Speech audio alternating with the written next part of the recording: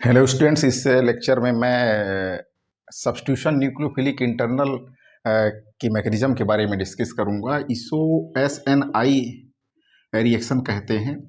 ऐसी रिएक्शंस जो कि द्वितीय कोटि की सेकंड ऑर्डर रिएक्शंस हैं, पर वास्तव में इनकी जो मैकेनिज्म है वो सेकंड ऑर्डर के जैसे नहीं है, क्योंकि हम लोग देखते हैं कि सेकंड ऑर्डर रिएक्शंस में जो कॉन्फ़िगरेशन है उसका इन्वर्जन होता है, जबकि फर्स्ट ऑर्डर रिएक्शन में रेसिमाइज्ड प्रोडक्ट मिलता है, मिक्सचर मिलता है। जो लिवो वाला होगा, आधा डेक्स्ट्रो वाला होगा तो रेसिमिक मिक्सचर मिलता है।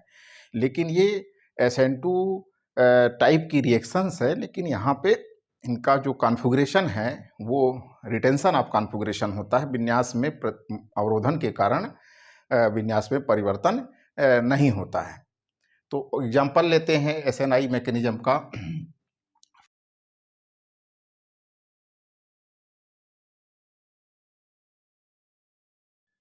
फेनिल एथेनॉल है। इसको जब थायोनिल क्लोराइड से रिएक्शन कराते हैं तो यहाँ पर आपको फेनिल एथिल क्लोराइड मिलता है।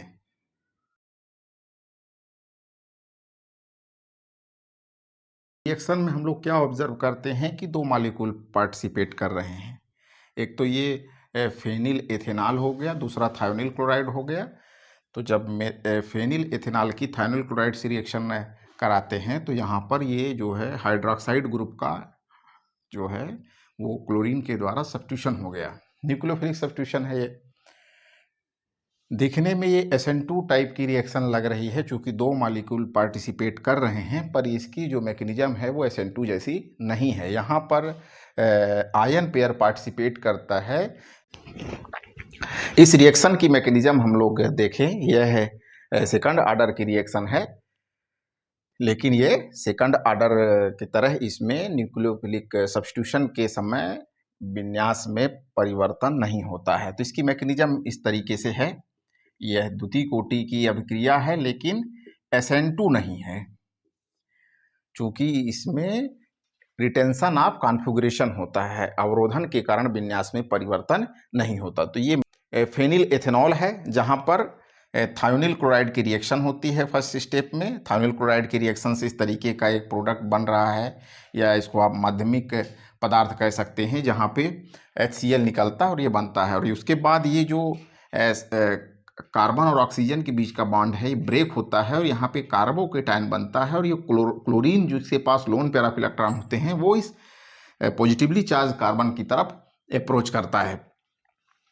अब इस अभिक्रिया में आयन पेयर पार्टिसिपेट करता है। अब ये देख रहे हैं कि जब ये बॉन्ड जब सेपरेट हो जाएगा तो ऑक्सीजन की तरफ ये दोनों पेयर ऑफ इलेक्ट्रॉन्स मूव कर गए, तो कार्बन पे पॉजिटिव चार्ज आएगा। यहाँ पे आप देख रहे हैं कार्बन पे पॉजिटिव चार्ज है, और ये जो क्लोरीन है यहाँ पे आप देख रहे हैं, इसके पास three lone pair of electrons है। वन पेयर की जरूरत पड़ेगी बॉन्ड को पार्ट्स बनाने के लिए, इसलिए मैंने यहाँ पे वन पेयर को प्रदर्शित किया है।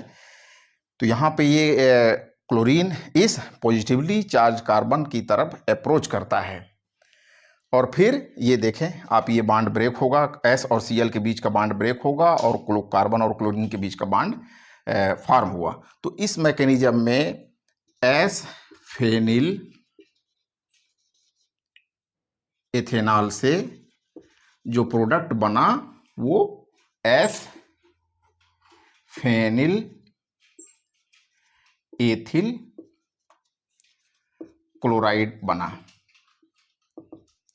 आप देख रहे हैं कि ये इस विन्यास में कोई भी परिवर्तन नहीं हुआ। ये देखने में द्वितीय कोटि की अभिक्रिया है, पर SN2 नहीं है। यहाँ पर आयन पेयर पार्टिसिपेट करता है, जिसके कारण विन्यास में अवरोधन देखा गया है, रिटेंशन ऑफ कॉन्फ़िगरेशन देखा गया है। तो ये मैकेनिज्म है SNI मैकेनिज्म। अगले लेक्चर्स में हम लोग और इस बेंजाइन मैकेनिज्म के बारे में, न्यूक्लियोफिलिक सब्स्टिट्यूशन रिएक्शन के बेंजाइन मैकेनिज्म को हम लोग डिस्कस करेंगे, जो एरोमेटिक सिस्टम में पाया जाता है।